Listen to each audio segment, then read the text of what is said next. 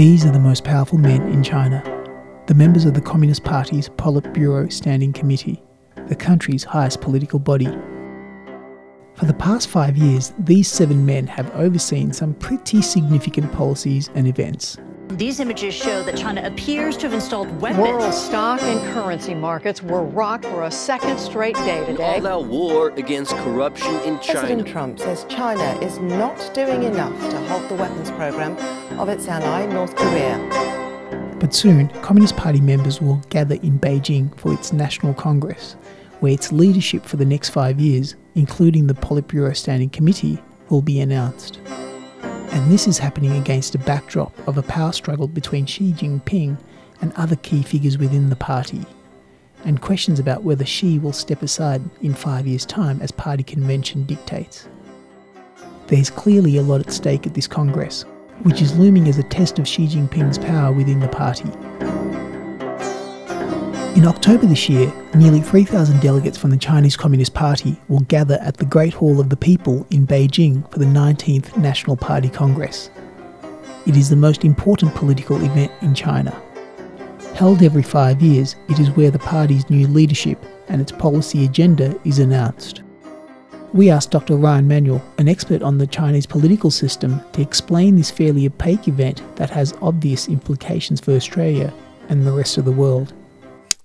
For the last year, all around China, in every village, hamlet, county, municipality, province, they have had their own little congresses electing people that all now get to go to Beijing for the big party. The reason we get interested in this congress is because in the past, this has always been where they change the leadership. What's significant about this congress is firstly who's invited to come, as in the delegates, but they've all been picked for the last year. What's much more significant in this congress is about who finishes up at the end being on top, because that's the whole point of the Congress. At the end, you end up with 7, maybe 9, maybe 11, no one knows, maybe even 5, men, always men, unfortunately, standing on a stage telling you who the new leaders of China will be. The Communist Party of China, which has close to 90 million members, is run by a central committee. The committee has 2 small executive bodies, the Political Bureau, or Politburo, and the Politburo Standing Committee, or the PSC. The PSC is the highest body of China. At the Party Congress, the makeup of all 3 political bodies will change, but what matters most is who ends up on the PSC, because that is where the real power is. These men will effectively run the world's largest military and the second largest economy for the next 5 years. When you run China, you have basically 2 ways of making people do what you want. The first way is by putting your cronies in the positions you want, knowing that they'll do what you want them to. The second way is by telling everybody what to do. The 19th Party Congress is a really good chance for you to firstly take all the people from the last 5 years and get rid of the ones you don't like and put in ones you do like more, and secondly, tell everyone what you're going to do. Now, for the leader Xi Jinping, there's a huge amount at stake in this Congress because he became the leader 5 years ago. But when you become the leader, your predecessor gets to pick everybody who sits on the committee for you. Basically, you're stuck with the last leader's best choices. A top Chinese official has been charged with accepting bribes, stealing state secrets, and abusing his power. His indictment part of an enormous corruption crackdown by President Xi Jinping.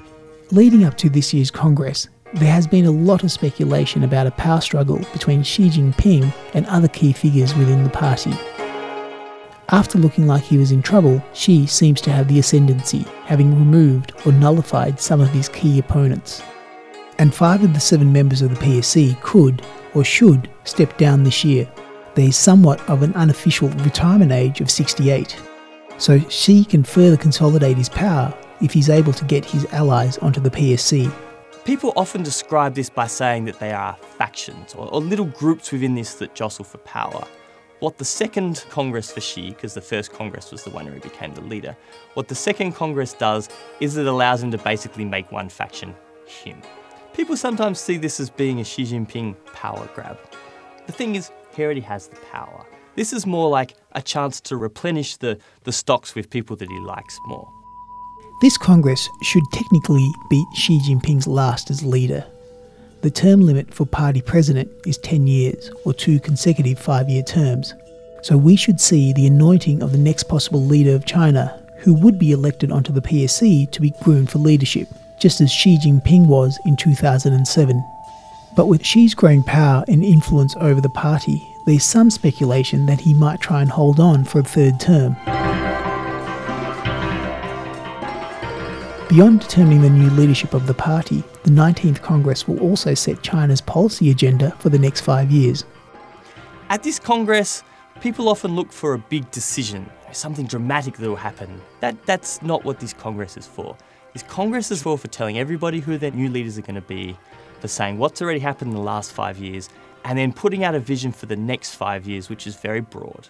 It's saying we will work on corruption, we'll possibly work on changing our foreign policy a little bit. Xi Jinping has his own favourite policy, which he calls Belt and Road. Basically, in other words, Xi is going to give us the next 5 years of motherhood statements. Then everything can start to figure itself out and people can start to make policies. It usually takes between 6 to 12 months. So there'll be a lot of speeches and a lot of talk for a little while, but not much will actually change at the Congress. The big change is actually who gets put in the positions.